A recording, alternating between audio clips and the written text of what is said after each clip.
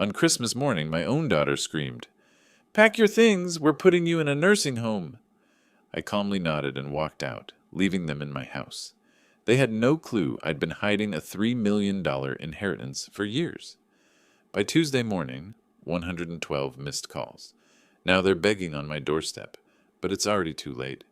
Before continuing, subscribe to the channel and write in the comments what time it is in your region right now. My name is Theodore Lawrence. I'm 67 years old, and I live in Scottsdale, Arizona, one of those sun-baked suburbs where retirement is supposed to mean golf and peace. Spent 38 years as a commercial real estate appraiser, the kind of work that teaches you one thing. Everything has a price, and everyone shows their true value eventually. I retired 4 years ago, thought I'd finally have time for my garage and my motorcycles. 3 beauties waiting for restoration: a 1947 Indian Chief, a 1969 Triumph Bonneville, and a 1953 Harley-Davidson Panhead. That garage was my sanctuary. Was. 3 years ago, my daughter Ashley showed up at my door with her husband Brian and their 2 kids, Owen 6 and Madeline 8. "Just temporary, Dad," she said, flashing that smile I remembered from her childhood. "We're between leases, maybe 2 months, tops." I was thrilled. My daughter, home again, grandkids running around. The house felt alive for the first time since I'd been alone. That was 3 years ago. 3 long years. Ashley wasn't always like this. I remember her at 12, helping me rebuild a carburetor in the garage, grease on her nose, asking 1,000 questions about how engines breathe. She wanted to understand everything. When did that curious girl turn into this woman who looks at me like I'm a piece of worn-out furniture she's waiting to replace? The change came gradually, like rust spreading across chrome. First month, they were grateful. Ashley cooked dinner twice a week. Brian helped with yard work. Second month, less. By the 3rd month, I was the one cooking every night while they worked late. Then I became the default chauffeur. School runs, soccer practice, birthday parties. Then the maid, then the babysitter. All without being asked. Just expected. Brian, my son-in-law, 41 years old, regional sales manager for fitness equipment, drives a leased BMW he can barely afford. He calls me old man like it's my first name. Never Ted or Theodore, always old man, with that edge in his voice that makes it clear he doesn't mean it affectionately. He walks through my house like he owns it, leaves his dirty dishes on the counter, his shoes kicked off in the middle of the living room floor. I've bitten my tongue so many times I'm surprised it hasn't fallen off. This particular evening started like any other. I'd spent the afternoon driving Owen to baseball practice and Madeline to her friend's house, then returned home to cook dinner. Meatloaf, Ashley's childhood favorite, though I doubt she remembers. The kitchen smelled like my mother's recipe. Ketchup, Worcestershire sauce, that hint of brown sugar in the glaze. I set the table, called everyone down. Brian came first, already on his phone, thumbs flying across the screen. Didn't look up. Ashley followed, yoga pants and an expensive top she'd bought with money they definitely didn't have. The kids bounded in, at least they were still happy to see me. "Smells good, Grandpa," Madeline said, sliding into her chair. "Made your mom's favorite," I told her, serving up portions. "Extra ketchup on top, just like when she was your age." Ashley barely glanced at her plate. "Thanks, Dad." 2 words, no eye contact. She was scrolling through Instagram, double-tapping photos of her friends' perfect lives. We ate in near silence. I tried to make conversation with the kids. School, friends, Owen's upcoming game. They answered with the enthusiasm only children can manage.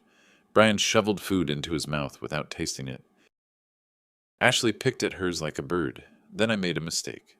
I was hungry. I'd skipped lunch after driving around all afternoon, and I ate quickly.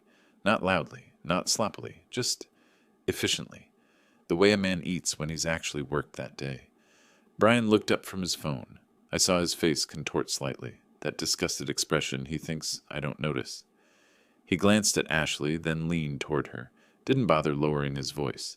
"Your father eats like a pig. Can't he at least eat in the garage sometimes?" The words hung in the air like gasoline fumes. Owen stopped, mid-chew. Madeline's eyes went wide. "Ashley, my daughter, my own flesh and blood, she didn't defend me. She just shrugged. a tiny movement that said, "Yeah, I know. But what can I do?" I set down my fork, carefully, precisely, the way I'd learned to control my movements after years of handling delicate property documents worth millions. My hands didn't shake. My voice didn't rise. "Excuse me," I said quietly. "I'm not very hungry anymore." I stood, walked to my bedroom, closed the door, sat on the edge of my bed in the dark. Through the door, I could hear them continuing dinner like nothing happened. Brian laughed at something on his phone. Ashley told the kids to finish their vegetables. Normal. Everything perfectly normal. Except nothing was normal. And it had been building to this moment for 3 solid years. That night, I couldn't sleep. I lay in bed, staring at the ceiling, watching the shadows from the streetlight outside paint patterns above me. 3 years. 3 years of being a servant in my own home. 3 years of snide comments, dismissive looks, being treated like an inconvenience. 3 years of biting my tongue, making excuses, telling myself it would get better. I thought about my house, bought and paid for in 1993. Every mortgage payment made on time for 15 years until it was mine, free and clear. I thought about the grocery bills I'd been covering, the utilities, the property taxes, about the time I gave up my own plans because Ashley needed a babysitter, about the hobbies I'd abandoned because Brian needed my garage space for his gym equipment he never used. The Indian chief sat in that garage, half restored, waiting. The Triumph Bonneville hadn't been touched in months. My sanctuary had become their storage unit. I thought about that look on Ashley's face tonight. Not embarrassment at her husband's cruelty, not defense of her father, just acceptance. Like Brian was right, like I deserved to be spoken to that way. Something cold crystallized in my chest, something that had been forming for months, maybe years, finally solidified into perfect clarity. 3 years I'd endured this. 3 years of giving them my home, my time, my money, my dignity. And what had I received in return? In my mind, a plan began to form. Not hot and emotional. I was past that. Cold. Calculated. The kind of plan that comes from decades of working with contracts, legal documents, and understanding exactly how property and assets transfer. The kind of plan that required patience, precision, and perfect timing. I smiled in the darkness. First time I'd smiled genuinely in months. A cold, bitter smile that nobody could see. The game was just beginning, and they had no idea they were playing. The next morning arrived with that harsh Arizona sunshine that turns everything white and sharp. I woke at 6, same as always. Went to the kitchen, made coffee, started breakfast. Ashley and Brian's alarm wouldn't go off for another hour. They liked to sleep in, said they deserved it, after their hard days at work. After breakfast was ready and the kids were fed, I walked out to my garage. The air was already heating up, that dry warmth that bakes into your bones. I stood in the doorway, looking at my 3 motorcycles in various states of restoration. Pulled the old Indian chief's leather saddlebag from its place on the wall. Inside that saddlebag, hidden beneath some old shop rags and a service manual from 1947, was a folder. I opened it. Bank statements, investment portfolios, property reports, documents I'd been keeping safely hidden for 3 years, updated quarterly, checked monthly. I ran my finger down the latest balance sheet from Merrill Lynch, $1,847,230.55 in managed investments. Then the secondary account at Charles Schwab, $682,441.19. The rental properties in Mesa, valued at $358,000. The commercial building downtown, $262,000, fully paid off. Total assets, $3,150,000, give or take a few thousand depending on the market.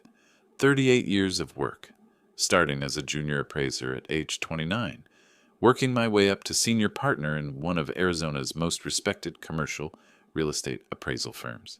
Smart investments when the market was right, buying properties when everyone else was scared, selling my firm in 2021 for $1,240,000 when a larger company wanted to expand into the Southwest. I'd earned every single dollar, and my daughter and son-in-law knew absolutely nothing about any of it. To them, I was just a poor old retiree scraping by on Social Security and a small pension. I drove a 1998 Ford F-150 pickup with rust spots and a dented fender. I wore clothes from outlet stores, complained about the price of groceries, declined to go out to dinner because it was too expensive. I'd played the role perfectly for 3 years. Why? At first, caution. I'd seen too many families torn apart by inheritance fights, by children suddenly becoming attentive when they smelled money. I wanted to see their true character, wanted to know if they cared about me, Theodore Lawrence, the man, or just Theodore Lawrence, the potential wallet. The test results were clear. I closed the folder, slid it back into the saddlebag, stood there in the quiet garage, smelling motor oil and old leather and possibilities. A memory surfaced, sharp and clear. Ashley at 15, crying on my shoulder after her first boyfriend broke her heart. "Dad," she'd sobbed, "how do you know who really cares about you?" I'd stroked her hair and said, "Honey, people show you who they are. You just have to be willing to see it." She'd hugged me tight, said I always knew the right thing to say. When did I become invisible to her? When did I transform from Dad into just another inconvenience? I walked back into the house. Ashley was in the kitchen now, coffee in hand, scrolling through her phone. Didn't look up when I entered. "Morning," I said. "Mm-hmm," eyes still on the screen. I was thinking maybe this weekend we could... "Dad, not now. I'm checking my work messages." She didn't have a job, not a real one. She called herself a social media consultant. But mostly she posted sponsored content to her Instagram followers and made maybe $400 a month. Brian paid the real bills, or rather I did, since they weren't paying me any rent. I poured myself more coffee. Said nothing. The following week, the universe decided to test me further. I came down with the flu. Proper flu. Fever of 102, body aches, the works. I stayed in bed, door closed, trying to sweat it out. Ashley knocked once around noon. "Dad, you okay?" "Flu," I croaked. "Just need rest." "Oh, okay. Well, listen. I have an important meeting at 2. Can you still pick up the kids from school at 3? I stared at the ceiling. Fever making everything swim a bit. "Ashley, I can barely get out of bed." "It's just a quick pickup. 20 minutes, round trip. Please? This meeting is really important." Something in her voice. That wheedling tone. I'd heard it before, when she wanted something as a teenager and knew she was pushing boundaries. "What's the meeting?" I asked. Pause. "It's client-related for my consulting." "Ashley, what's the meeting?" Longer pause. "Fine. It's a nail appointment." "But I made it 3 weeks ago, and they charge if you cancel last minute, and you want me to drive with a 102 fever so you can get your nails done? It's not just nails. It's, you know what? Forget it. You're being selfish." She hung up. Actually hung up on me through the closed door. Then I heard her stomp away. I lay there, fever hot and cold at the same time, staring at the ceiling fan rotating slowly above me. Selfish. I was selfish. Through the door, muffled but clear, I heard Brian's voice. "Still in bed? Maybe it's time to think about a place where he'd get proper care. One of those senior homes. They've got nurses, activities, people his own age." "You think?" Ashley's voice, considering. "He's becoming a liability, babe. And honestly, the kids need his room. Owen's getting too old to share with his sister." "I don't know. It feels wrong." "It's practical. He'd probably be happier there anyway. Better than being stuck here feeling useless." Feeling useless. I closed my eyes. The fever made everything sharp and strange, like I was watching my life from outside my body. This was it. This was the moment. 3 years of evidence compiled, filed, sorted. The verdict was in. When the fever broke the next day, I was clear-headed, ice-cold clear. I got up, got dressed, walked out to my truck. Ashley was surprised to see me up. "Feeling better?" "Much better," I said, going out for a bit. I drove to the Desert Iron Garage on the east side of Scottsdale, a custom motorcycle shop where serious riders gathered. Found my old friend Joe working on a vintage Kawasaki. Joe and I had been riding together for 15 years. He knew motorcycles, and he knew people. "Ted, haven't seen you in months. Where you been?" "Busy being a grandpa," I said. "Hey, you know any good estate lawyers? Someone who handles trusts, wills, that kind of thing?" Joe straightened up, wiped his hands on a rag. "Read my face." That kind of question, huh? Yeah, Gerald Martinez. He's handled some complicated stuff for guys in our riding club. Real sharp, doesn't mess around. Want his number? Please. Joe pulled out his phone, texted me the contact. Everything okay, Ted? Getting there, I said. Just taking care of some business I should have handled a while ago. I called from my truck. A professional female voice answered, Martinez Legal Services. I'd like to schedule a consultation with Mr. Martinez. It's regarding trusts and estate planning. Of course. I have an opening Thursday morning at 10. Would that work? Perfect. She took my information. I hung up. Sat in the parking lot of Desert Iron Garage, watching heat waves shimmer off the asphalt. My hands were steady on the steering wheel. My heartbeat was calm. That cold clarity from the fever dream hadn't faded. It had settled in, become part of me. Thursday morning, 10 o'clock, 3 days away. I drove home. Ashley was on the couch with her laptop. Brian was at work. I walked past her to my room without speaking. She didn't look up. In my bedroom, I sat on the edge of the bed and allowed myself one moment of doubt. Was I overreacting? Was I being cruel? Should I try one more time to talk to them, to explain how they'd been treating me? Then I remembered, your father eats like a pig. He's becoming a liability. Feeling useless? No. The time for talking had passed. They'd shown me exactly who they were. I'd been willing to see it. Now they'd learn what it meant to push a patient man too far. That night at dinner, I'd made pot roast, another recipe from my mother. I watched them eat. Watched Brian shovel food without tasting it. Watched Ashley pick at her plate while checking her phone. Watched the kids eat happily, oblivious to the undercurrents. I smiled at Madeline when she told me about her day at school, laughed at Owen's joke about his teacher, played the role of the happy grandpa. Inside, gears were turning, plans forming, documents being mentally reviewed. After dinner, after the dishes were done, after everyone had scattered to their rooms, I went back to my garage, pulled out that leather saddlebag, looked at those numbers again. $3,150,000. They thought they knew me, thought they had me figured out. Poor old Ted, barely getting by, desperate for their company even if they treated him like garbage. They'd stayed in my house for 3 years without paying a dime because they assumed I needed them more than they needed me. Thursday morning couldn't come fast enough. I closed the folder, put it back in its hiding place, ran my hand along the Indian Chief's fuel tank, feeling the cool metal under my palm. 3 motorcycles waiting for restoration. 3 projects I'd been putting off because I was too busy being their servant. Not anymore. When my fever had broken, something else had broken too. That last thread of obligation, of family loyalty, of hoping they'd change. I'd given them 3 years to show me who they were. They'd shown me. Now I'd show them who I was. The temperature dropped as I called the attorney's office. The secretary's voice was crisp and professional as she confirmed my appointment for Thursday at 10. I hung up and allowed myself a smile.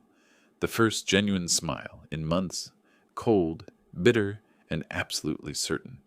The game was just beginning, and they had no idea they were even playing.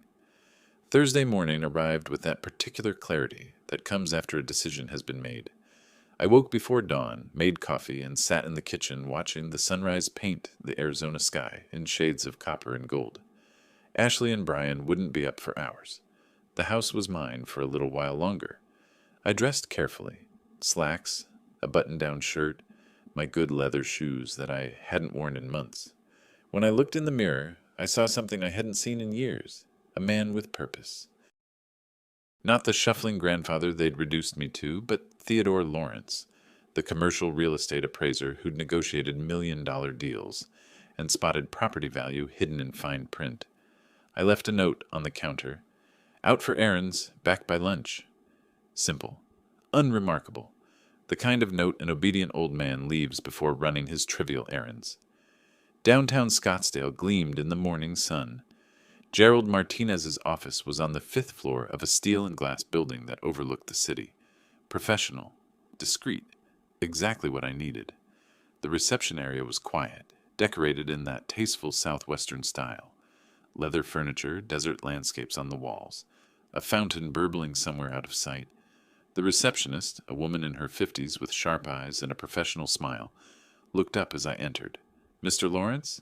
Mr. Martinez is ready for you." Gerald Martinez stood when I entered his office. Mid-50s, salt and pepper hair, tailored suit that probably cost more than my truck was worth. But his handshake was firm, his eyes direct. This wasn't a man who dealt in pleasantries or wasted time. "Please sit." He gestured to a chair across from his desk. "Joe mentioned you might need some estate planning assistance. Tell me what's on your mind." I'd rehearsed this conversation in my head for days, but now that the moment was here, the words came naturally, maybe because they were simply the truth. "My daughter and her husband have been living in my house for 3 years," I began. "Rent-free. I cook for them, clean for them, provide childcare. Last week, while I was sick with flu and fever, they suggested I move to a nursing home. They want my bedroom for a home office." Martinez's expression didn't change, but his pen moved across his legal pad, taking notes, listening. "I see. And you'd like to prevent this?" "No?" I pulled the folder from my jacket, that same folder I'd kept hidden in the Indian chief's saddlebag. "I'd like to ensure that when they inevitably push me out, they discover exactly what they've thrown away." I spread the documents across his desk. Bank statements, investment portfolios, property deeds. Martinez studied them without surprise, without the greed I'd half expected. His eyes moved across the numbers with the practiced efficiency of someone who dealt with significant assets regularly. When he looked up, there was something like respect in his gaze. $3.15 million, he said quietly, "and they have no idea. They think I'm broke, a poor old man barely scraping by on Social Security. How long have you been playing this role?" 3 years, since they moved in. I wanted to see who they really were. I leaned back in my chair. "Now I know." Martinez set down his pen. "Mr. Lawrence, I can help you protect these assets, but I need to understand your goal. Do you want to ensure they can't contest your will? Do you want to disinherit them? Do you want... I want them to realize, too late, what they had and what they lost. I want it to be legally ironclad, and I want them to understand that their own greed destroyed them." The lawyer studied me for a long moment. Then he nodded. "All right. Let's talk about an irrevocable charitable remainder trust." For the next hour, Martinez explained the mechanics. It was elegant in its simplicity and its brutality. I would transfer my liquid assets into a trust that would pay me a lifetime annuity, $9,200 per month, more than enough to live comfortably. Upon my death, the remaining principal would go to charity. The trust was irrevocable, meaning once established, it couldn't be changed. Not by me, certainly not by my daughter. If structured correctly, Martinez explained, there's no legal basis for contestation. You're of sound mind, acting without duress, and making a legitimate charitable gift. Arizona courts have consistently upheld these arrangements. And the house? That's separate, but equally straightforward. A quitclaim deed transferring the property to a charitable foundation, with a life estate reserved for you alone. You maintain the right to live there until your death, but the property itself belongs to the foundation. Your daughter and son-in-law would have no legal claim. I felt something cold and satisfied settle in my chest. How long? 3 to 4 weeks. We need to establish the charitable foundation, draft the trust documents, prepare the deed, get everything notarized and recorded with Maricopa County. And Mr. Lawrence, he leaned forward, his expression serious.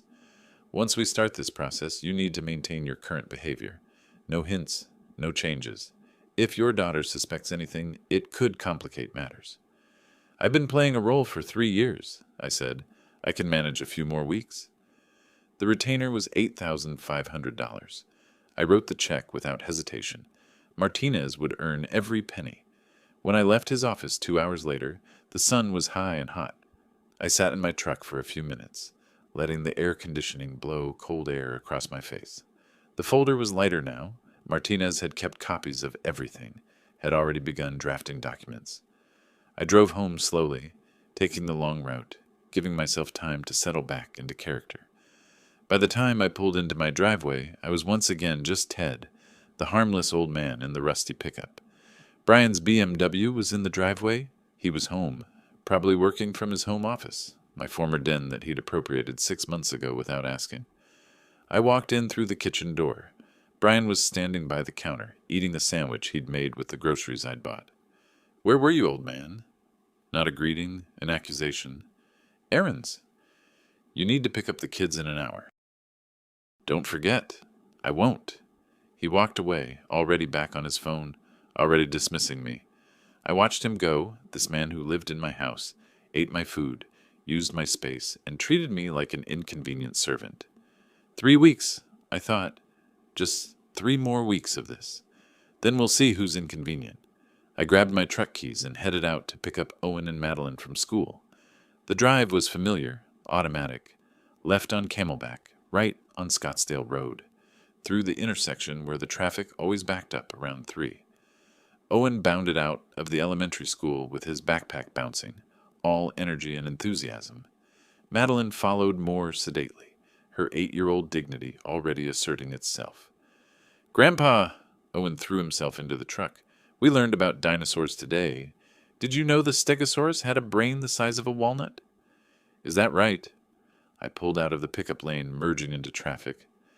"And Miss Peterson said we could bring in fossils if we have any. Do we have any fossils, Grandpa?" Madeline rolled her eyes in the passenger seat. "We don't have fossils, dummy. Grandpa doesn't collect rocks." "He collects motorcycles," Owen said loyally.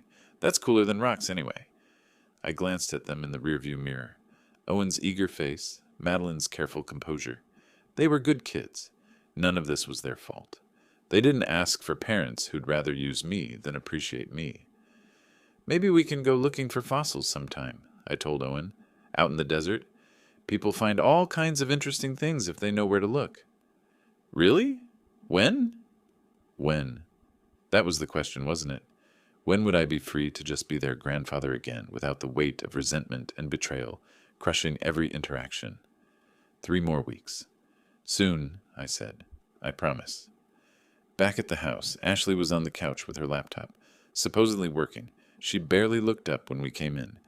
"Kids, go play in your room. I need to finish this post." They disappeared upstairs. I started preparing dinner. Chicken, rice, vegetables. Simple food that required attention but not much thought, leaving my mind free to replay the morning's conversation with Martinez.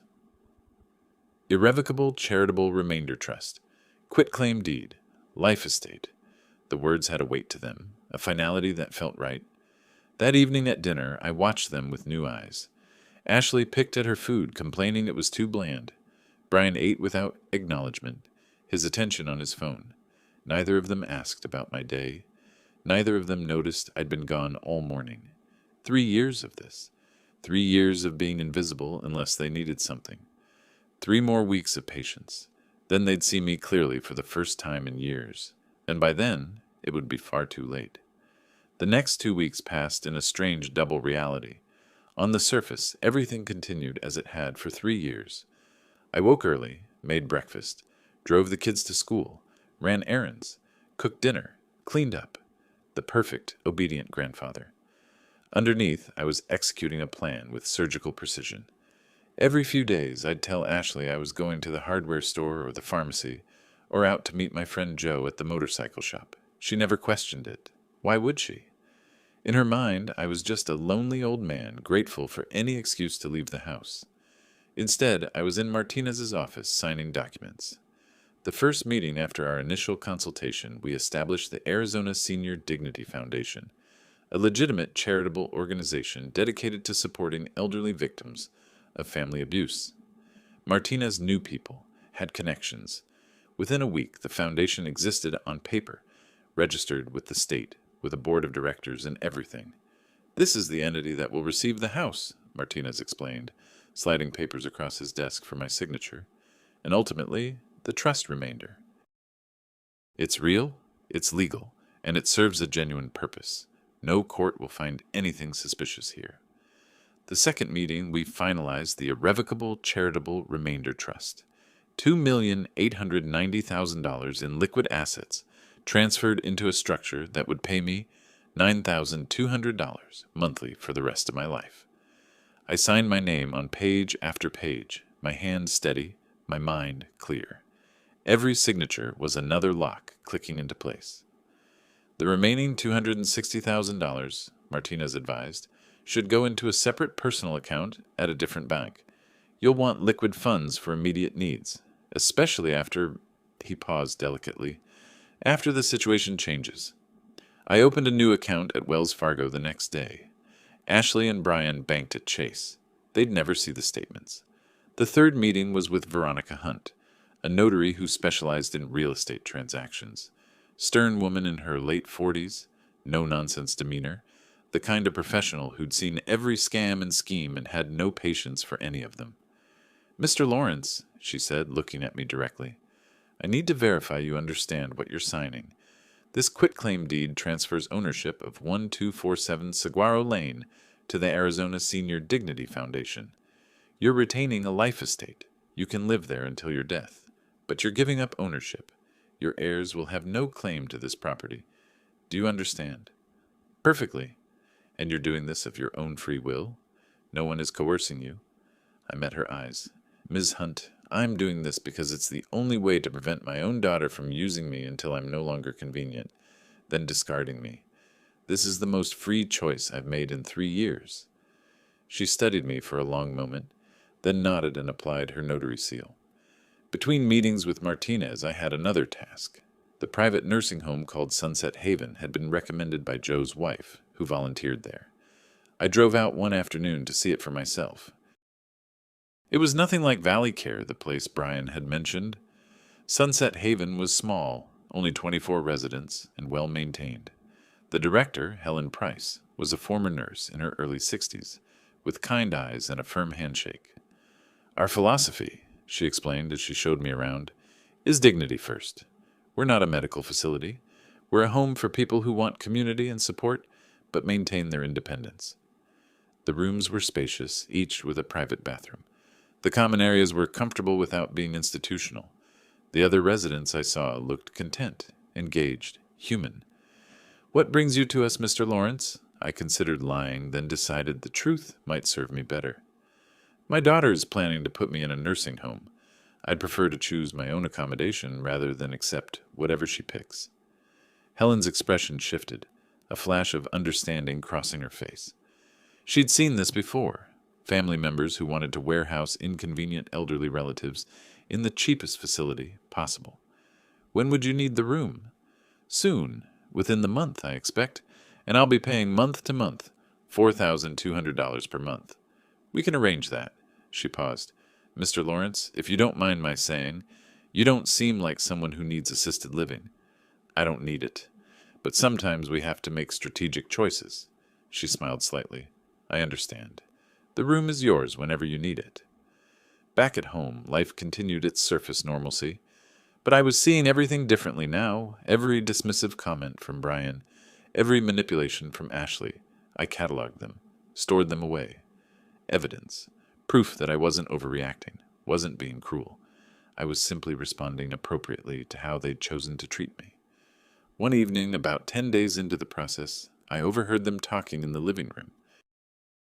I'd gone to my bedroom early. They assumed I was asleep, but their voices carried through the walls of this house I'd bought 32 years ago. "He's getting worse," Brian said. "More forgetful. More in the way." "I know," Ashley's voice, agreeing easily. "I've been thinking about what you said, about the nursing home. Valley Care has availability. I checked. $2,800 a month. Medicaid will cover most of it once his savings run out. And they're not picky about the condition of residents." They thought my savings would run out. They had no idea. "When should we tell him?" Ashley asked. "Christmas. We'll frame it as a gift. Professional care, people his age, activities. He'll fight it. But honestly, what choice does he have? He can't afford to live anywhere else, and we need the space." I lay in bed, listening to them plan my disposal like I was a piece of furniture they were tired of. That conversation alone would have justified everything I was doing. But it wasn't alone. It was just the latest in 3 years of accumulated evidence that they'd stopped seeing me as a person somewhere along the way. The following week, Martinez called. "Everything's ready. The trust is established, funded, and registered. The deed has been recorded with Maricopa County. As of this moment, Your daughter and son-in-law have no legal claim to your assets or your property. They don't know yet. They won't until you choose to tell them. Mr. Lawrence, when they find out, there will be a fight. They'll hire lawyers, threaten legal action. Are you prepared for that? I've been preparing for this for 3 years. Let them try. That evening was the middle of the month. I marked my calendar silently. The day everything changed, even though no one else knew it yet. Christmas was approaching. The house was decorated. Ashley had insisted on a tree, lights, the whole production, for appearances, for the kids, for her Instagram followers. I helped hang lights, untangled strings of bulbs, played the dutiful grandfather, and every moment I was counting down. At dinner a few days later, Brian and Ashley were discussing Christmas plans. The kids were excited about presents, about Santa, about all the things children look forward to. I smiled and nodded and said nothing. Dad, Ashley said suddenly, you're quiet. Everything okay? Just tired, I said. It's been a long few weeks. Well, hang in there. We have something we want to talk to you about after Christmas. A surprise. Brian smirked into his wine glass. They thought they were so clever. Thought they had me trapped, dependent, with nowhere to go and no options. 3 more weeks. That's all I needed to hold this mask in place. 3 more weeks of playing the role of harmless old Ted, who didn't understand the modern world, who was lucky his family tolerated him at all. I went to my garage that night, after everyone was asleep, stood looking at my 3 motorcycles in their various states of restoration. The Indian Chief, with its engine partially disassembled, the Triumph Bonneville waiting for a new transmission, the Harley-Davidson Panhead that needed a complete electrical rewiring. Projects I'd been putting off for 3 years because there was always something else to do for them. Always someone to drive somewhere, something to cook, some mess to clean up. Soon, I thought. Soon I'd have time for these machines again. Soon I'd have time for myself. I ran my hand along the Indian Chief's fuel tank, feeling the cold metal warm slightly under my palm. This bike had been manufactured in 1947, 78 years of existing, waiting patiently for someone to restore it to its original glory. I could wait a little longer, too. The next morning was a clear, cold morning in what passed for winter in Arizona. I made breakfast, packed lunches, drove the kids to school. Ashley stayed in bed until 9. Brian left for work without a word. And I smiled to myself, that cold smile that came more easily now. Everything was in place. The trap was set. All that remained was for them to spring it themselves, which they would, soon, because that's what predators do when they think they've cornered prey. They just never considered that maybe, just maybe, they'd misidentified who was the predator and who was the prey. The days before Christmas passed in a blur of forced normalcy. I decorated the tree with Owen and Madeline, helped Ashley hang lights on the porch, endured Brian's commentary about how the old man doesn't know how to use LED lights properly. 6 days until Christmas. 5. 4. Martinez called on what would be my last Sunday in that house, though only I knew it. Everything's registered and filed, Mr. Lawrence. You're legally protected. But remember, when they find out, there'll be a war, I finished. You've said that. I'm counting on it. Just be prepared. They'll fight dirty. So will I. Christmas Eve, I cooked a traditional dinner. Prime rib, roasted vegetables, Yorkshire pudding, the kind of meal that takes hours to prepare. Ashley picked at hers while scrolling through her phone. Brian ate without tasting. The kids were excited about Santa, about presents, about the magic of Christmas morning. I watched them all and felt nothing but a cold certainty about what was coming. That night, lying in bed for the last time in my own room, I didn't sleep, just waited. The house creaked and settled around me. Familiar sounds I'd known for 32 years. By this time the next day, everything would be different. Christmas morning arrived bright and sharp. I was up before dawn, making coffee, preparing the cinnamon rolls I'd made every Christmas since Ashley was born. She came down around 8, Brian trailing behind her. "Merry Christmas, Dad." "Merry Christmas, sweetheart." The kids thundered down the stairs in their pajamas, eyes bright with anticipation. I'd bought presents weeks ago, modest ones. A toy car set for Owen, a doll with accessories for Madeline. Simple gifts that wouldn't raise questions about where a poor old man on a fixed income got the money. They tore into the wrapping paper with that pure childhood joy that made my chest tighten. Whatever happened next, at least I'd given them one more normal Christmas morning. After breakfast, after the gift frenzy had subsided and the kids were playing with their new toys in their room, Ashley and Brian exchanged a look. That particular look I'd learned to recognize. The one that meant they'd discussed something in private and were about to implement their plan. "Dad," Ashley said, her voice taking on that overly gentle tone people use when delivering bad news, "can you come sit in the living room? We need to talk to you about something." I knew what was coming, had known for weeks, but I played my part, the confused old man, slightly worried, following obediently to the living room where they positioned themselves on the couch like judges at a tribunal. "Have a seat, Dad." I sat in the armchair across from them, waited.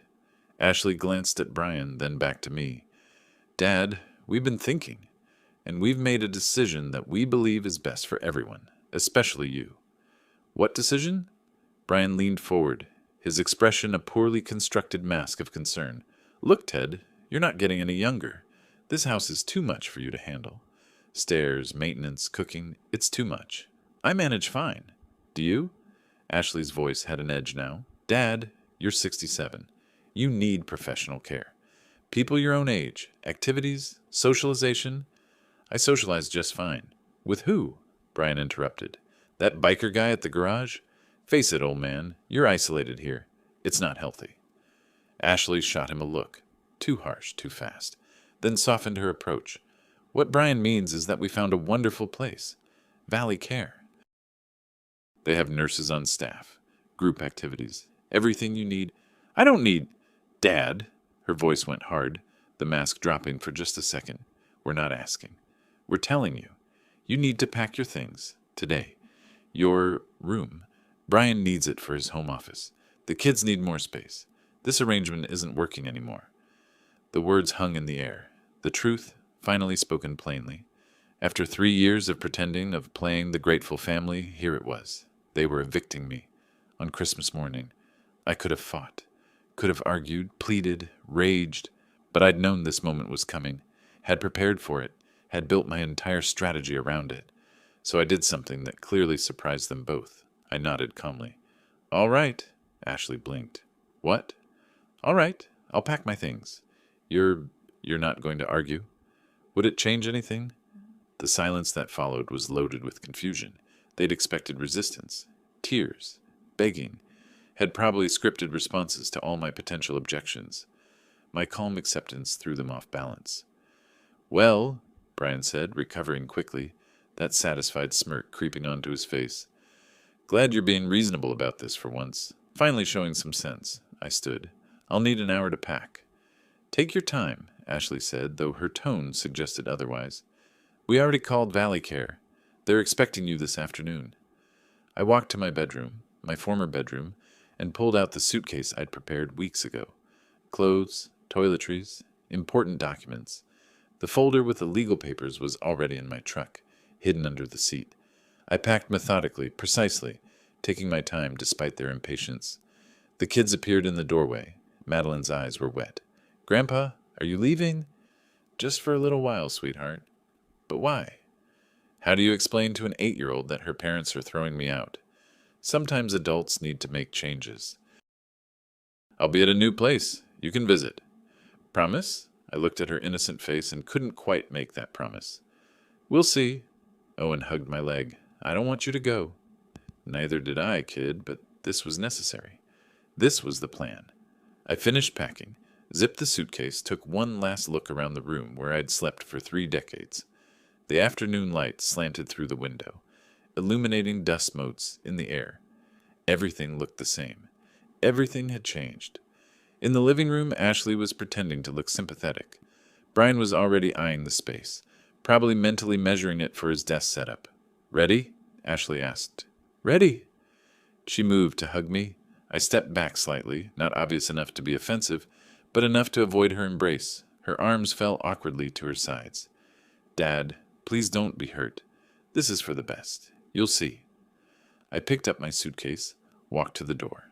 Brian called after me. Don't forget, leave your house keys on the kitchen counter. I paused, hand on the doorknob. Turned back to look at him. Of course. I set down my suitcase, pulled my keyring from my pocket, removed the house key, the same key I'd carried for 32 years, and placed it carefully on the counter. The small metallic sound it made seemed to echo in the sudden silence. The kids waved from the window as I loaded my suitcase into the truck. I waved back, forcing a smile for their sake. In the doorway, Ashley and Brian stood watching me leave, probably congratulating themselves on handling an awkward situation so efficiently. I started the engine, that familiar rough rumble of the old F-150, put it in reverse, backed out of the driveway, my driveway, though they didn't know it yet. One last look at the house I'd bought in 1993, the house where I'd raised my daughter, where I'd lived with my wife before she passed, where I'd built a lifetime of memories, the house that was no longer legally theirs. I pulled out onto the street and drove away, watching in the rearview mirror as Ashley and Brian turned and went back inside, already moving on, already dividing up the space I'd occupied.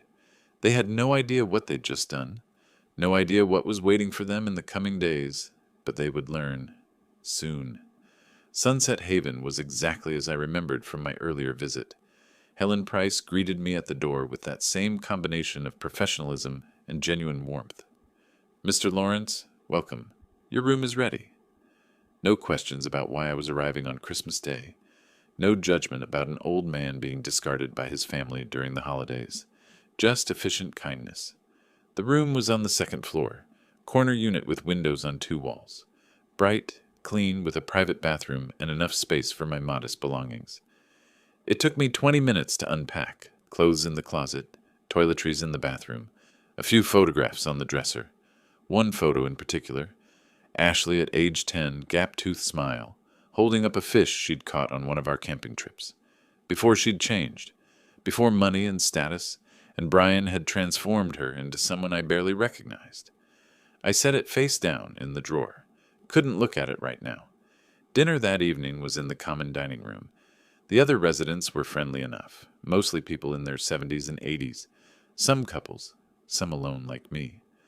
They asked the usual questions. Where was I from? Did I have family? What brought me to Sunset Haven? I kept my answers vague. Needed a change. Wanted some independence. Nobody pushed. Everyone here had their own story, their own reasons. We were all just trying to maintain dignity in a world that often had other ideas. The next day passed quietly. I read, watched television, made small talk with other residents. My phone sat on the nightstand, silent. No calls from Ashley checking how I'd settled in. No texts from Brian making sure I'd arrived safely. Not that I'd expected any. The following morning, the day after Christmas, I was having coffee in the common room when my phone finally buzzed. A text from Ashley. Hope you're settling in okay. Brief, perfunctory, the bare minimum of concern. I didn't respond. That evening my phone rang. Ashley again. I let it go to voicemail. She didn't leave a message. It wasn't until the third day, Saturday morning, that things got interesting. I was in my room reading when my phone started buzzing. Ashley calling. I watched it ring until it went to voicemail. 5 minutes later, it rang again. Again, I let it go. Then the text started. Dad, call me back. Dad, we need to talk. Dad, this is important. I smiled and set the phone on silent. Went down to the dining room for lunch. Played chess with another resident, a retired accountant named Frank, who'd lived at Sunset Haven for 2 years. You settling in all right? He asked, studying the board. Better than expected, actually. Good. This place isn't half bad once you get used to it. Better than living with ungrateful children, that's for sure. I moved my bishop. Speaking from experience, aren't we all? He captured my night. My son wanted me in the cheapest nursing home he could find. Medicaid facility, 50 people to a floor, smelled like death and disinfectant. I told him exactly where he could shove that idea. What did you do? Found this place myself. Pay my own way. Haven't spoken to him in 3 years. He looked up from the board, his eyes sharp despite his age. Sometimes the hardest thing is accepting that family can be your worst enemy. Sometimes, I agreed, it's the easiest thing in the world. When I returned to my room around 3 in the afternoon, My phone showed 47 missed calls, all from Ashley. 14 text messages, each one progressively more frantic. Dad, please call. We need to talk now. This is urgent. Dad, answer your phone. I sat on my bed, held the phone in my hands, and allowed myself a genuine smile.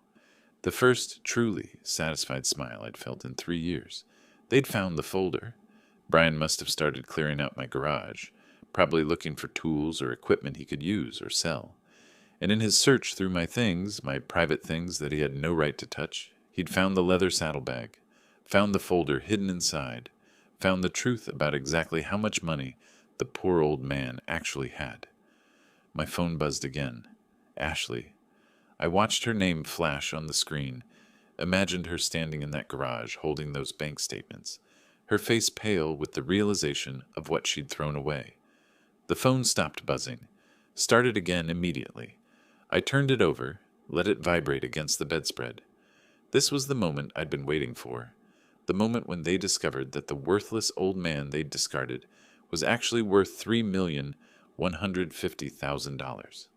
The moment when greed overtook whatever shred of conscience they might have had left, the moment when they realized their mistake. By evening, the missed calls had climbed past 90. The text messages were becoming desperate. Dad, please, we made a mistake. Come home, we need to talk. Dad, answer the phone. This is about family. Family. That word again. The one they'd forgotten about when they were shoving me out the door on Christmas morning. I had dinner in the dining room. Pot roast. Surprisingly good. Helen Price stopped by my table. Everything all right, Mr. Lawrence? You seem content?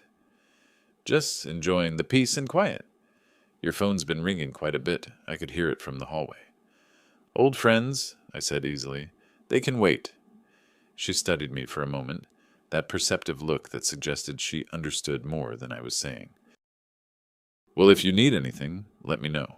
We're here to help. Back in my room, I finally picked up my phone. The missed call count had hit 112. 112 times they'd tried to reach me in less than 24 hours. One voicemail from Ashley left sometime around noon. I played it. Her voice was high, strained, almost hysterical. Dad, we found. Why didn't you tell us? You have millions. This is family money.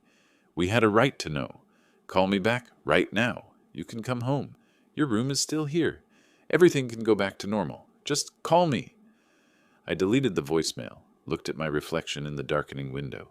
The old man looking back at me wasn't the shuffling, grateful grandfather they'd exploited for 3 years.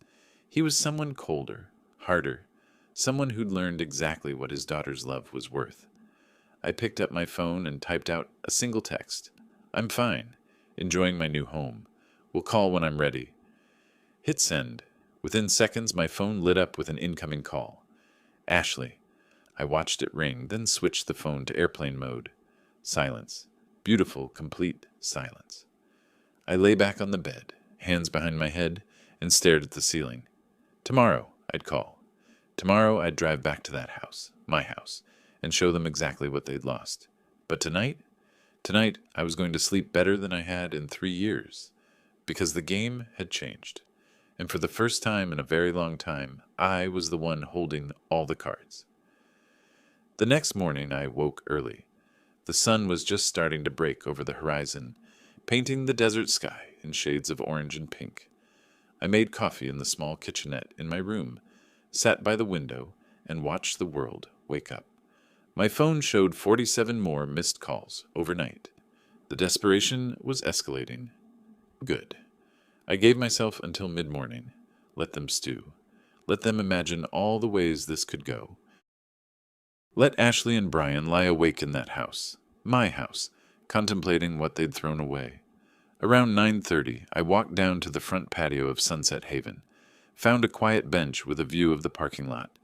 The morning air was cool, pleasant. I pulled out my phone, switched off airplane mode, and watched the notifications flood in. 112 missed calls total now. Dozens of text messages, all variations on the same theme. Desperation, panic, greed disguised as concern. I scrolled through them slowly, savoring each one. Dad, we made a terrible mistake. Please come home. We can work this out. The kids miss you." That last one made me laugh. They'd barely noticed I was gone until they found the money. I selected Ashley's number. Let my thumb hover over the call button for a moment. This was it. The moment when everything changed permanently. I pressed call. She answered before the first ring finished. "Dad!" Her voice was raw, desperate. "Thank you for calling. We've been so worried. Are you okay? Where exactly are you?" "I'm fine, Ashley. Better than fine, actually." "Dad, please, we need to talk. Can you come home?" There's been a misunderstanding. A huge misunderstanding." I let the silence stretch, heard her breathing on the other end, rapid and shallow. "About what?" I asked, my voice perfectly calm. About the money." "Dad, why didn't you tell us? All this time we thought you were barely getting by. We were trying to help you." "Help me? By throwing me out on Christmas morning?" That's not what happened. We were concerned about you being alone, about your health. The nursing home was supposed to be for your benefit." "Valley Care," I said flatly. 20 residents per nurse. Medicaid facility. You researched the cheapest option you could find." Pause. I could almost hear her mind scrambling for an explanation. "Dad, if we'd known about your financial situation, we would have..." "Would have what, Ashley? Treated me with basic human decency? Is that something you only extend to people with money?" "That's not fair. We love you. You're family." "Family?" I tasted the word. "Interesting. Is that what family does? Use you as an unpaid servant for 3 years? Mock you at dinner? Plan your disposal like you're disposing of furniture?" "Dad, Brian didn't mean..." "Brian said I eat like a pig. Said I should eat in the garage. You sat there and said nothing. Worse than nothing. You agreed with him." "I didn't. I was just..." Her voice cracked. "Dad, please, come home. We can fix this. Your room is still here. Everything can go back to normal." "Normal?" I almost laughed. "You mean back to me cooking, cleaning, driving kids around while you treat me like I'm worthless? That normal?" No, it'll be different. I promise. Brian's sorry. I'm sorry. We were wrong. But we're family. Family forgives." "You're right about one thing," I said. "We need to talk. Face to face. I have some documents you should see." "Documents?" Suspicion crept into her voice. "What documents?" "I'll be there in an hour." I hung up before she could respond. The drive back took exactly 45 minutes. I knew the route by heart. I'd driven it thousands of times over the decades. Every landmark, every turn, every stoplight. This had been my home, my neighborhood, my life. Past tense. All past tense now. I pulled into the driveway at exactly 10:45. My rusty F-150 looked out of place next to Brian's gleaming BMW. Or maybe the BMW looked out of place next to my truck at my house. Perspective was everything. Ashley was waiting on the front porch before I even turned off the engine. Brian stood behind her, trying to look casual but failing. Both their faces were tight with tension, with forced smiles that didn't reach their eyes. I grabbed the folder Martinez had prepared, the one with all the legal documents, all the proof of what I'd done, and stepped out of the truck. "Dad!" Ashley rushed forward, tried to hug me. I stepped back, kept my distance. She froze, arms half extended, then lowered them slowly. "Let's talk inside," I said. We walked into the living room. The house smelled the same. Coffee, cleaning products, that indefinable scent of home. Except it wasn't home anymore. It was just a building that used to be mine. I sat in the armchair. Ashley and Brian took the couch, sitting close together, united front. Or so they thought. "Dad," Ashley began, that pleading tone back in her voice. "I'm so glad you came. We've been doing a lot of thinking..." "Save it," I cut her off. "I'm not here for apologies. I'm here to explain reality to you." Brian leaned forward.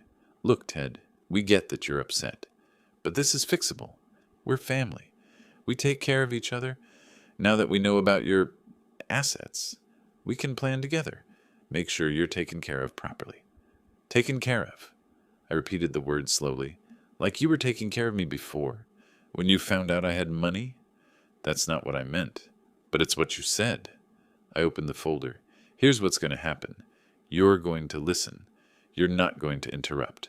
And when I'm done, you're going to understand exactly what you've lost." I pulled out the first document, set it on the coffee table between us. This is an irrevocable charitable remainder trust, established on December 6th, 3 weeks before you threw me out. I watched Ashley's face, watched the confusion, the beginning of understanding. All my liquid assets, $2,890,000, are now in this trust. It pays me $9,200 per month for the rest of my life. When I die, everything remaining goes to the Arizona Senior Dignity Foundation, a charity that helps elderly victims of family abuse. Ashley picked up the document with trembling hands. Read it. Her face went white. You can't. This isn't legal. It's completely legal, verified by my attorney, Gerald Martinez, notarized, filed with the appropriate agencies. Irrevocable means exactly what it sounds like, Ashley. It cannot be revoked. Not by me. Certainly not by you. But, her voice was barely a whisper, but that's our inheritance. That's family money. No, I said coldly. That's my money. Money I earned over 38 years. Money you had absolutely no claim to. Brian stood up, his face reddening. You're doing this to punish us. Because we wanted to help you? This is insane. Sit down. Something in my voice, something cold and final, made him sink back onto the couch. I'm not finished. I pulled out another document. This is a quitclaim deed, also dated December 6th. This house, 1247 Saguaro Lane, purchased by me in 1993, has been transferred to the Arizona Senior Dignity Foundation. I retain a life estate, meaning I can live here until I die. You, however, have no rights to this property whatsoever. The silence that followed was absolute. Ashley stared at the paper like it might burst into flames. Brian's mouth opened and closed, but no sound came out. That's impossible, Ashley finally managed. We live here. We've been living here for 3 years. You can't just... I can. And I did. I leaned back in the chair. Legally, you are now trespassers. You have been for 3 weeks. I'm giving you 30 days to vacate the premises. By the end of January, you need to be gone. You're kicking us out. Ashley's voice rose to a near shriek. You're kicking out your own daughter? Your grandchildren? Where are we supposed to go? I don't know, Ashley. Where did you think I was going to go when you sent me to Valley Care? That's different. How? She had no answer. Brian found his voice. This is elder abuse. You're clearly not thinking straight. We'll contest this. We'll get a lawyer. Prove you weren't competent when you signed these documents. Try it. I met his eyes. I filed a formal complaint with Arizona Adult Protective Services, documenting 3 years of exploitation and emotional abuse. I have statements from residents and staff at Sunset Haven. I have recordings of my conversations with my attorney. I have your own words. The old man, remember? He's a liability. Time for a nursing home. All documented. I pulled out yet another piece of paper.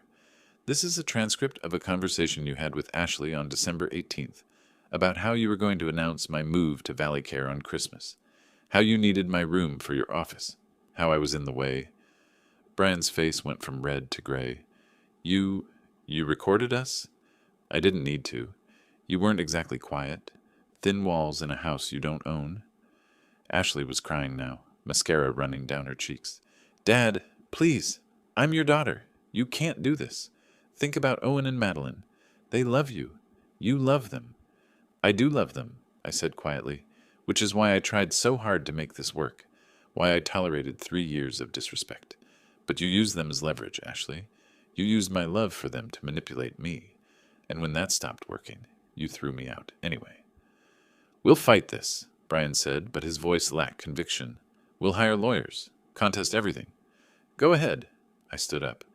But be aware that if you take legal action, all of this becomes public record.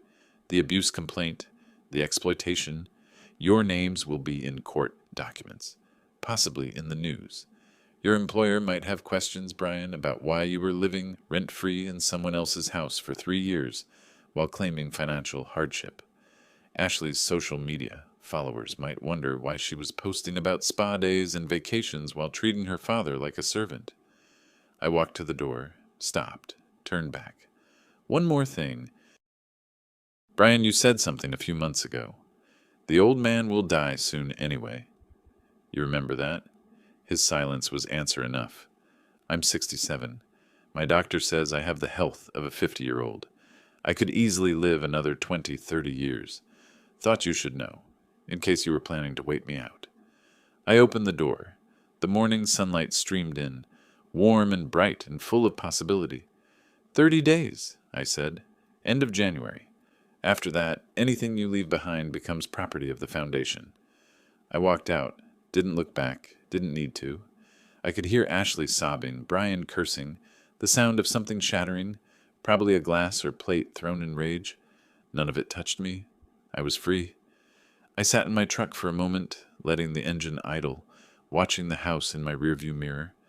Through the living room window, I could see shapes moving. Ashley pacing, Brian gesturing wildly. The choreography of people realizing they've lost. My phone buzzed. Ashley calling already.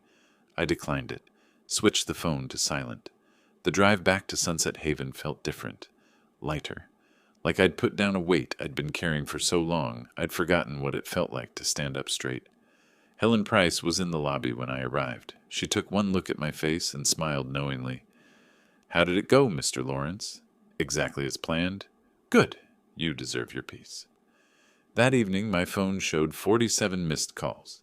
I deleted the voicemails without listening. The text messages were a progression from angry to desperate to threatening. I read them with detachment, like studying a specimen under glass. You're a monster. How could you do this to your own family? We'll sue you for everything. You'll die alone and miserable. Maybe. But I'd die in my own house, on my own terms, with my dignity intact. That was more than they'd been willing to give me. The following days brought what Martinez had warned me about, the war. They hired a lawyer.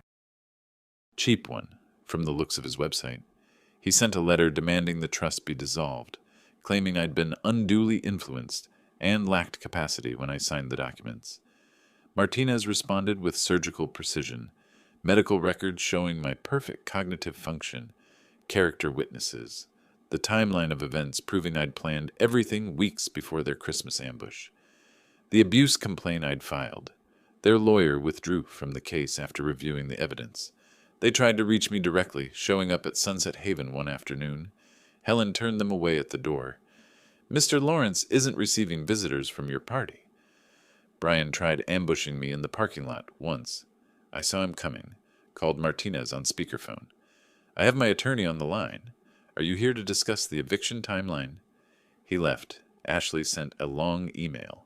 12 paragraphs of explaining, justifying, pleading, how she'd been stressed, how Brian had influenced her, how she'd always loved me, always would, if I would just forgive her and tear up those horrible documents.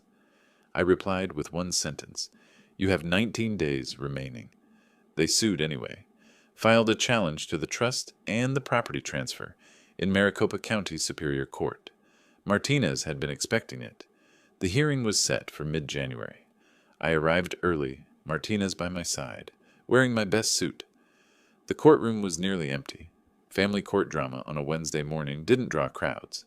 Ashley and Brian arrived with their new lawyer, a woman who looked competent but exhausted, probably because she'd realized what she was walking into.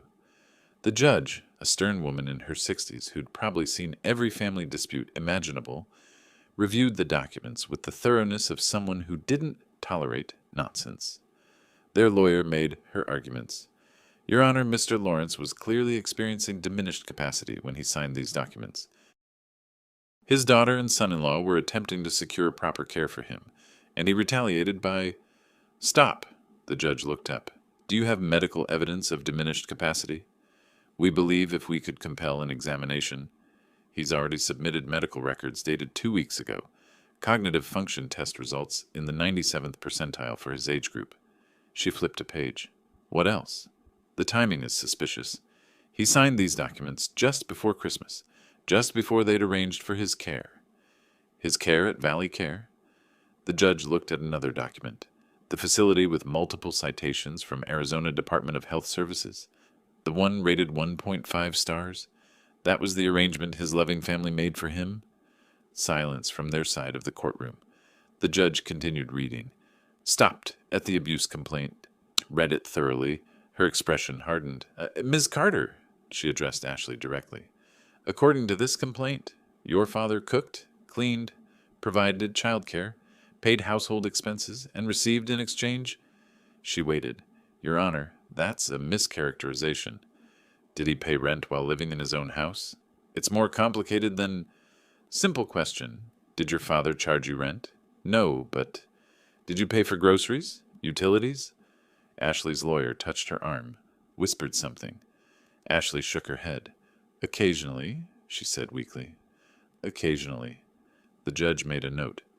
And the comment about him eating like a pig and suggesting he eat in the garage, is that documented accurately? My client's husband may have been insensitive, but insensitive. The judge closed the file. Here's what I see. A man who owned his property free and clear, who allowed his daughter's family to live rent-free for 3 years, who contributed substantially to household expenses, who was then informed on Christmas morning that he was being sent to a substandard facility so his room could become an office. She looked directly at Ashley and Brian. Does that summary seem accurate? Their lawyer started to respond. The judge held up a hand. Mr. Lawrence, she addressed me, these documents, the trust and the property transfer, you signed them of your own free will? Yes, Your Honor. You understood their implications? Completely. I wanted to ensure that after my death, my assets would support other elderly people facing family exploitation, and I wanted to prevent my daughter and son-in-law from profiting from their treatment of me. Mission accomplished. The judge signed something. The trust and property transfer are upheld.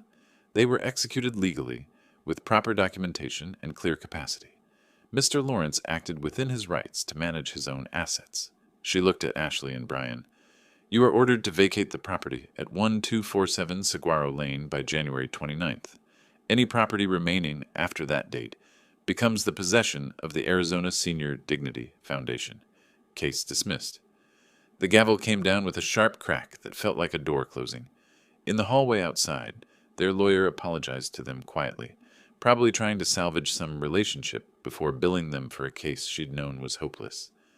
Ashley looked at me across the hallway. Her face was blotchy from crying, her expensive outfit wrinkled. She looked small, defeated. Dad, she said, just that one word. I looked at her. This woman who was my daughter, who I'd raised, loved, protected, who'd become someone I no longer recognized. You wanted me gone, I said quietly. Congratulations.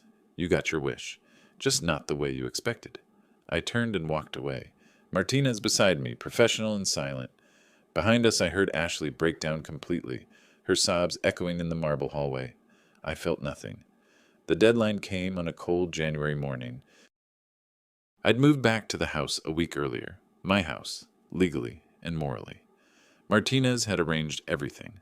The locks changed. A notice posted on the door stating the property was under management of the Arizona Senior Dignity Foundation. Ashley and Brian had moved out 3 days before the deadline, taking their possessions in a U-Haul trailer that barely held everything they'd accumulated. I'd watched from my garage, working on the Indian Chief, as they made trip after trip to the trailer. Owen and Madeline had stood on the lawn, looking confused. They'd waved at me, I'd waved back. Ashley had seen it, pulled them quickly toward the car.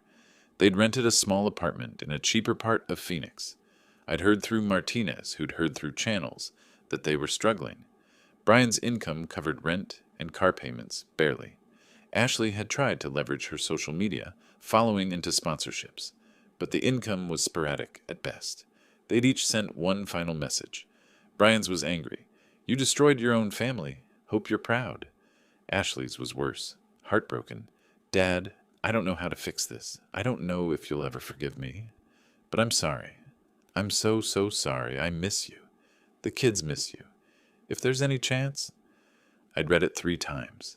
Felt that old paternal instinct to comfort her, to make everything better. Then I remembered, your father eats like a pig. The calculated cruelty of planning my disposal on Christmas. 3 years of using me without appreciation or respect. I deleted the message. Now, standing in my garage again, truly my garage, With my motorcycles and my tools and my space, I felt something close to peace. The Indian chief was coming along beautifully. I'd finally had time to work on the electrical system, had sourced original spec wiring from a collector in Tucson. The engine was almost ready for reassembly. My phone rang. Helen Price from Sunset Haven checking in. "How's the house, Mr. Lawrence?" "Quiet." "Peaceful." "Mine." "That's what I like to hear. You know, we miss you here. Frank's been complaining about having no one to play chess with. Tell him I'll visit next week. Bring my board. He'll like that." A pause. "You did the right thing, you know. Standing up for yourself." "I know." After hanging up, I walked through the house. Each room felt different now. The living room wasn't the site of that horrible Christmas conversation. It was just a room with a couch and a view. My bedroom wasn't the place I'd hidden in after being insulted. It was mine again, peaceful and private. The kitchen, where I'd cooked 1,000 meals for people who barely thanked me, was now a place I could make coffee at 3 a.m. if I wanted, leave dishes in the sink without judgment, experiment with recipes no one would complain about. Freedom had a specific feeling, I'd learned. It felt like being able to breathe fully for the first time in years. That evening, a letter arrived, hand-delivered by Martinez's courier service. I opened it in my garage, surrounded by the smell of oil and metal and possibility. Inside was a statement from the trust. First month's payment, $9,200, deposited directly to my account. Below it, a note from Martinez. "You've done well, Mr. Lawrence. Enjoy your retirement. You've earned it." I had earned it. Every dollar, every moment of peace, every bit of space I now occupied without apologizing for existing. I thought about Ashley sometimes. Late at night, when the house was quiet and the memories were loudest, I wondered if she understood yet, if she'd learned anything from losing everything she'd taken for granted. Probably not. People like that rarely did. But that wasn't my problem anymore. I folded the statement, tucked it into my filing cabinet, and returned to the Indian chief. The restoration was slow work, methodical, requiring patience and precision, just like the plan that had brought me here had required patience and precision. 3 weeks later, a letter arrived from Owen, handwritten in crayon, probably with Madeline's help with the spelling. "Dear Grandpa, I miss you. Mommy cries a lot now. Our new place is small. I miss your garage and your motorcycles. Can I visit? Love, Owen." I read it 4 times, felt my chest tighten. These kids hadn't asked for any of this. They'd been caught in the middle of their parents' greed, and my response to it. I wrote back carefully. "Dear Owen, I miss you too. Right now things are complicated with your mom and dad. But when you're older, we'll talk. Keep being a good kid. Maybe someday I'll teach you about motorcycles. Love, Grandpa." I sent it to their apartment address, included a similar letter for Madeline. They deserved to know they weren't forgotten, even if their parents had destroyed the bridge between us. But I didn't offer reconciliation with Ashley and Brian. That bridge had burned completely, and I'd lit the match deliberately. Some things couldn't be fixed. Some things shouldn't be. Justice wasn't always about making things right. Sometimes it was about making sure wrong behavior had consequences. They'd treated me as disposable. Now they'd learned I was anything but. As winter gave way to early spring, I settled into my new life. The motorcycles progressed. The Indian chief was nearly complete. The Triumph was next. The Harley after that. I had time now. Time and space and peace. The monthly trust payment meant I lived comfortably without touching my remaining liquid assets. I could afford quality parts, good food, the occasional dinner with Joe and the other motorcycle enthusiasts. I could afford, most importantly, to live with dignity. One afternoon in early February, I ran into Frank from Sunset Haven at a hardware store. We had coffee, played chess on my phone while sitting in the store's garden section. "You look different," he observed, capturing my queen. "Lighter somehow." "I am lighter." "Cut about 250 pounds of dead weight out of my life," he laughed. "Family?" "Former family. The best kind." He studied the board. "Check." I moved my king. "You ever regret it? Cutting off your son?" "Every day for the first year. Then I realized what I was regretting wasn't him. It was the idea of him, the son I'd hoped he'd be. Once I let go of that fantasy, the real regret disappeared. He looked up. You'll get there too. Maybe. Definitely. You're already halfway there. I can tell. He was right. The guilt I'd felt in the first weeks had faded. Every time I walked through my house without someone commenting on my presence, every meal I ate without criticism, every morning I woke without obligations to ungrateful people, each moment reinforced that I'd made the right choice. Ashley sent one more email in late February. Subject line, "Please." I stared at it for a long time, finger hovering over the delete button. Finally, I opened it. Dad, I know I have no right to ask for anything, but I need to say this. I was wrong. Completely, terribly wrong. I took advantage of you. I let Brian treat you horribly. I prioritized money and comfort over basic human decency. I threw you out on Christmas. I can't believe I did that. I can't believe I became that person. I don't expect forgiveness. I don't expect you to change anything. I just need you to know that I understand now what I did, what I lost. Not the inheritance. I don't care about the money anymore. I lost my father. The kids lost their grandfather. And it's completely my fault. I'm sorry doesn't cover it, but I'm sorry anyway. For everything. I hope someday you can find some peace with this. I hope the house feels like home again. I hope you're happy. I love you, even if I didn't show it. I always have. I always will.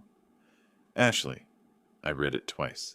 Felt something crack in the cold armor I'd built, but I didn't respond. Some apologies came too late. Some damage couldn't be undone with words. I saved the email in a folder. Maybe someday, years from now, it would matter. But today I had a motorcycle to restore and a life to rebuild. I closed my laptop and went back to my garage, where the Indian chief waited, patient and perfect, for me to bring it back to life. The Indian chief was finally complete by mid-March. I'd spent 2 months on the final restoration, getting every detail perfect, every piece authentic, every bolt torqued to exact specifications. When I started the engine for the first time, it rumbled to life with a sound that was half thunder, half music. I stood in my garage, grease on my hands, satisfaction in my chest, and smiled. This is what freedom felt like. This is what dignity sounded like. Joe came over to see it, brought a few other riders from our group. They circled the bike appreciatively, pointed out details, asked about parts sourcing. We talked bikes and restoration for 3 hours, drank beer, laughed at old stories. Nobody asked about Ashley or Brian. Nobody needed to. The monthly trust payments arrived like clockwork, $9,200 on the first of each month, directly to my account. Combined with my Social Security and the liquid assets I'd kept separate, I lived more than comfortably. I could afford quality food, occasional trips, new parts for my motorcycles, and the peace of mind that came with financial security. More importantly, I could afford to live on my terms. No one making demands. No one treating my home like their property. No one making me feel small in my own space. Ashley sent occasional emails, birthday wishes, updates on the kids, attempts at small talk that never crossed the line into asking for reconciliation. I read them but rarely responded. We'd achieved a cold détente. She existed in her world. I existed in mine. And there was an ocean of consequences between us. The trust fund would outlive me by decades. After my death, the remaining principal, likely over $2 million, would fund the Arizona Senior Dignity Foundation's work, helping elderly victims of family exploitation. Other people's grandchildren would benefit from my daughter's greed. There was a symmetry to that I appreciated. One warm evening in April, I rolled the Indian chief out of the garage and took it for its first real ride in almost 80 years. The engine purred perfectly. The handling was tight. The ride was everything I'd hoped for. I rode through Scottsdale as the sun set, felt the wind on my face, felt the power of the machine between my hands. At a stoplight, a young guy in a new Tesla pulled up next to me, rolled down his window. "That's a beautiful bike, sir. What year?" 1947. Indian chief. Just finished restoring her. "Wow, must have taken forever." 3 years, I said, but I had the time. The light changed. I twisted the throttle, felt the chief surge forward, felt myself surge forward with it, free, unburdened, mine, back home, and it was home again, truly. I parked the Chief in the garage next to the Triumph and the Harley. 2 more projects waiting. I had time for both. Had time for everything now. I showered, made dinner, ate it slowly while watching the news. Tomorrow I'd start on the Triumph's transmission. Next week, Joe and I were planning a ride out to Sedona, weather permitting. Next month, maybe a longer trip. California, up the coast. No schedule to keep. No one to report to. That night, lying in bed in my own house, in my own room, on my own terms, I thought about the journey that had brought me here. 3 years of exploitation, weeks of planning, months of legal maneuvering, and finally, freedom. Some people would say I was cruel. That family should forgive. That I'd destroyed relationships that could have been repaired. Those people had never spent 3 years being treated as less than human in their own home. Justice wasn't always pretty. It wasn't always comfortable, but it was necessary. Ashley had made her choices. I'd made mine. The difference was my choices had consequences I'd carefully controlled. Hers had consequences she'd never seen coming. I closed my eyes and slept soundly, dreamlessly, completely at peace. Outside, the desert night was quiet. Inside, my house, my home, was exactly as it should be, empty of everyone except me. Perfect. If you enjoyed this story, please like this video, subscribe to the channel, and share your thoughts in the comments. To hear the next story, click the box on the left. Thank you for listening.